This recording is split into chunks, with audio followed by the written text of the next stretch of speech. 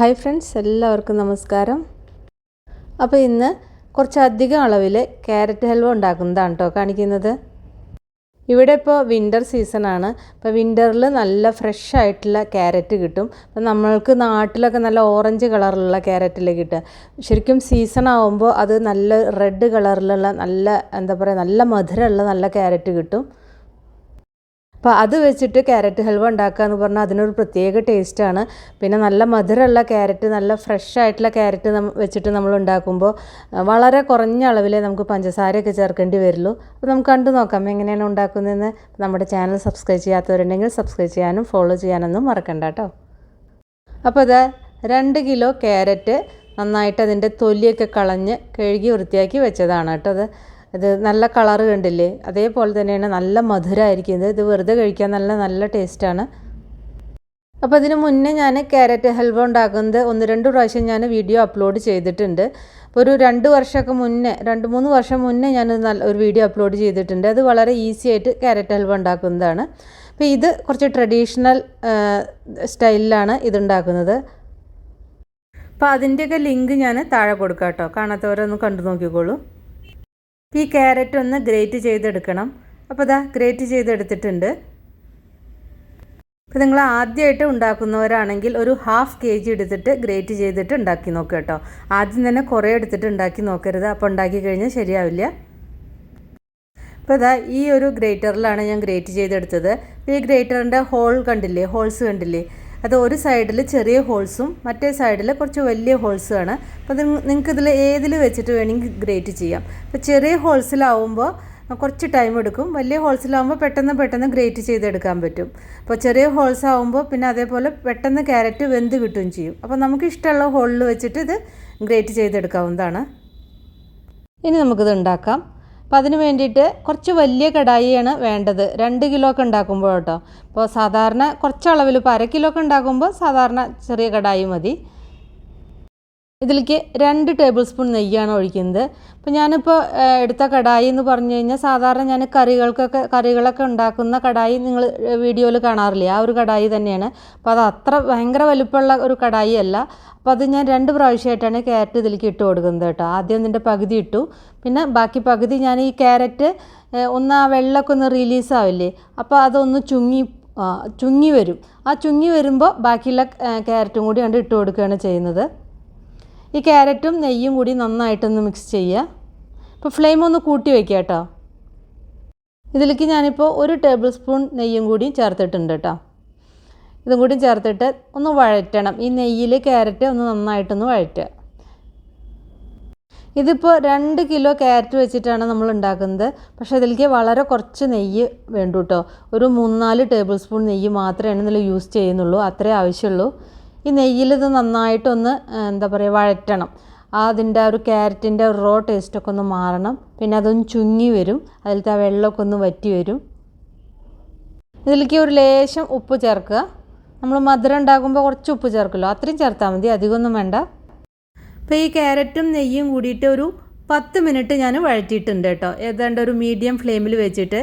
ആദ്യം ചൂടായി വരുമ്പോൾ അത് കുറച്ച് ഹൈ ഫ്ലെയിമിൽ വെക്കാം, പിന്നെ അത് ഫ്ലെയിം ഒന്ന് കുറച്ചിട്ട് മീഡിയം ഫ്ലെയിമിൽ വെച്ചിട്ട് ഒരു 10 മിനിറ്റെങ്കിലും വഴറ്റുക. ഞാനിപ്പോൾ 1 ടേബിൾ സ്പൂൺ നെയ്യും കൂടി ഇതിലേക്ക് ചേർക്കുന്നുണ്ട്. ഇപ്പോൾ ഒരു 4 ടേബിൾ സ്പൂൺ നെയ്യ് ചേർത്തിട്ടുണ്ട് കേട്ടോ. ഇപ്പോൾ ബാക്കിയുള്ള ക്യാരറ്റും കൂടി ഞാൻ ഇതിലേക്ക് ചേർത്തിട്ടുണ്ടായിരുന്നു കേട്ടോ. അപ്പോൾ കണ്ടില്ലേ, അതിൻ്റെ അളവൊക്കെ കുറഞ്ഞു, അതൊന്ന് ചുങ്ങി വന്നു, അതിലത്തെ വെള്ളമൊക്കെ ഒന്ന് വറ്റുമ്പോൾ. ഇനി ഇത് കുറച്ച് നേരം ഒന്ന് അടച്ചു വയ്ക്കുക. അപ്പോൾ ഇത് ഒരു 5 മിനിറ്റ് അടച്ചു വെച്ച് വേവിക്കുക കേട്ടോ. ഫ്ലെയിം ഒന്ന് കുറച്ച് വെച്ചിട്ട് വേവിക്കുക.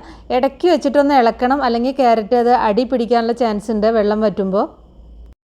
പിന്നെ അടപ്പ് തുറന്നിട്ട് ഇതിലേക്ക് പഞ്ചസാര ചേർക്കുക. ഞാനിപ്പോൾ ഇതിലേക്ക് 2 കിലോ ക്യാരറ്റിന് 1.5 കപ്പ് പഞ്ചസാരയാണ് ചേർക്കുന്നത്. 250 ml കപ്പ് 1 കപ്പ് കേട്ടോ. അപ്പോൾ അതിന് 1.5 കപ്പാണ് ചേർക്കുന്നത്. ഞാനിപ്പോൾ ഇവിടെ ചേർത്തത് അൺറിഫൈൻഡ് ആയിട്ടുള്ള ഷുഗർ, അതായത് ബ്രൗൺ ഷുഗറാണ് ചേർക്കുന്നത്. നിങ്ങൾക്ക് സാധാരണ വൈറ്റ് ഷുഗർ ചേർക്കാം. എൻ്റെ കയ്യിലിപ്പോൾ ഇതാണ് ഉണ്ടായിരുന്നത്, അത് കാരണം ഞാൻ ബ്രൗൺ ഷുഗറാണ് ചേർക്കുന്നത്. ഇപ്പോൾ 1.5 കപ്പ് എന്ന് പറഞ്ഞാൽ നല്ല മധുരം ഉണ്ടായിരുന്നു, കാരണം ഞാൻ ഉപയോഗിച്ച ക്യാരറ്റ് നല്ല മധുരമുള്ള ക്യാരറ്റായിരുന്നു. അപ്പോൾ ഇത്ര ഇല്ലെങ്കിലും കുഴപ്പമില്ല, 1.25 കപ്പ് ആയാലും ഇതിൽ ധാരാളമായിരുന്നു. അപ്പോൾ നിങ്ങൾ ഉപയോഗിക്കുന്ന ക്യാരറ്റിനനുസരിച്ച് മധുരം കൂട്ടിയും കുറച്ചൊക്കെ എടുക്കാവുന്നതാണ്. അപ്പോൾ നല്ല മധുരമുള്ള ക്യാരറ്റ് ആണെങ്കിൽ 1.25 കപ്പ് മുതൽ 1.5 കപ്പ് വരെ എടുക്കാം. അല്ല മധുരം കുറവുള്ളതാണെങ്കിൽ കുറച്ച് കൂടുതൽ പഞ്ചസാര നമ്മളുടെ ടേസ്റ്റിനനുസരിച്ച് കൂട്ടിച്ചേർക്കാം കേട്ടോ. അപ്പോൾ അങ്ങനെ കറക്റ്റ് ഒരു അളവ് ഇതിന് പറയാൻ പറ്റില്ല. ക്യാരറ്റിൻ്റെ മധുരത്തിനനുസരിച്ചാണ് നമ്മൾ പഞ്ചസാര ചേർക്കുക. പഞ്ചസാര ചേർത്ത് അതിങ്ങനെ അലിഞ്ഞ് വരുമ്പോൾ ഇതൊന്ന് ലൂസായി വരും. അപ്പോൾ ഞാൻ കാണിച്ചു തരാം. കണ്ടില്ലേ, ഇങ്ങനെ വെള്ളം ആയി വരും, കണ്ടില്ലേ, ഇതുപോലെ വരും. ഇനി ഇത് ആ പഞ്ചസാരയും പിന്നെ ക്യാരറ്റും എല്ലാം നന്നായിട്ടൊന്ന് വെന്ത് അത് നന്നായിട്ട് ആ ക്യാരറ്റിലേക്ക് മധുരമൊക്കെ നന്നായിട്ട് പിടിച്ച് വെള്ളമൊക്കെ കംപ്ലീറ്റ് വറ്റിപ്പോണം. ഈ വെള്ളം വറ്റി വരാൻ വേണ്ടിയിട്ട് ഫ്ലെയിം ഒന്ന് കൂട്ടി വയ്ക്കുക കേട്ടോ. കൂട്ടിയും കുറച്ചൊക്കെ വയ്ക്കുക. നല്ല ആ വെള്ളം വറ്റുന്ന വരെ ഫ്ലെയിം ഹൈ ഫ്ലെയിമിൽ വയ്ക്കാം. അത് കഴിഞ്ഞിട്ട് വെള്ളം ഇങ്ങനെ വറ്റി വരുന്നതോട് കൂടിയിട്ട് ഫ്ലെയിം മീഡിയം ഫ്ലെയിമിലോട്ട് മാറ്റുക. അടി പിടിക്കാതിരിക്കാൻ ശ്രദ്ധിക്കുക. ഇടയ്ക്കിടയ്ക്ക് ഇളക്കിയാൽ മതി. ആദ്യമൊക്കെ ഇങ്ങനെ നമ്മൾ എപ്പോഴും നിന്ന് ഇളക്കേണ്ട ആവശ്യമൊന്നുമില്ല. ആ വെള്ളമൊക്കെ നന്നായി വറ്റി വരുമ്പോൾ ഇടയ്ക്കൊന്ന് ഇളക്കി കൊടുത്താൽ മാത്രം മതി. ഇപ്പോൾ ഇതാ വെള്ളമൊക്കെ ഒന്ന് വറ്റിയിട്ടുണ്ട്. ഇപ്പോൾ വല്ലാതെ ഇങ്ങനെ ഡ്രൈ ആക്കേണ്ട ആവശ്യമൊന്നുമില്ല, കാരണം നമുക്ക് ഇതിലേക്ക് പാലൊക്കെ ചേർത്തിട്ട് വീണ്ടും വേവിക്കേണ്ടതാണ്. ഇനി ഇതിലേക്ക് പാലൊഴിക്കുകയാണ്. 1 ലിറ്റർ ഫുൾ ക്രീം പാലാണ് ചേർക്കുന്നത് കേട്ടോ. ഫുൾ ക്രീം മിൽക്ക് തന്നെ ചേർക്കുക, അപ്പോഴാണ് ഇതിന് നല്ല ടേസ്റ്റ് കിട്ടുക. അതായത് ഫാറ്റ് മാറ്റാത്ത പാല്, ഫുള്ളായിട്ട് ഫാറ്റുള്ള പാല്. 2 കിലോ ക്യാരറ്റിന് 1 ലിറ്റർ ഫുൾ ക്രീം മിൽക്ക് എന്ന രീതിയിലാണ് ഇപ്പോൾ ഞാൻ എടുത്തിരിക്കുന്നത്. ഇനി ഫ്ലെയിം കൂട്ടി വെച്ചിട്ട് ഈ പാല് മുഴുവൻ വറ്റി വരണം. ഹൈ ഫ്ലെയിമിൽ തന്നെ വെക്കാം കേട്ടോ. ഇടയ്ക്കിടയ്ക്ക് ഒന്ന് ഇളക്കി കൊടുത്താൽ മതി, ഇളക്കിക്കൊണ്ടേ ഇരിക്കേണ്ട ആവശ്യമില്ല. പിന്നെ ഇതിന് ശ്രദ്ധിക്കേണ്ടത് തിളപ്പിച്ച പാലാണ് ഇപ്പോൾ ഞാൻ ചേർത്തിരിക്കുന്നത്, പച്ചപ്പാലല്ല കേട്ടോ. പച്ചപ്പാൽ ചേർക്കണ്ട, തിളപ്പിച്ച പാല് ഇതിലേക്കാണ്ട് ചേർത്താൽ മതി. അപ്പോൾ അത് ശ്രദ്ധിക്കുക.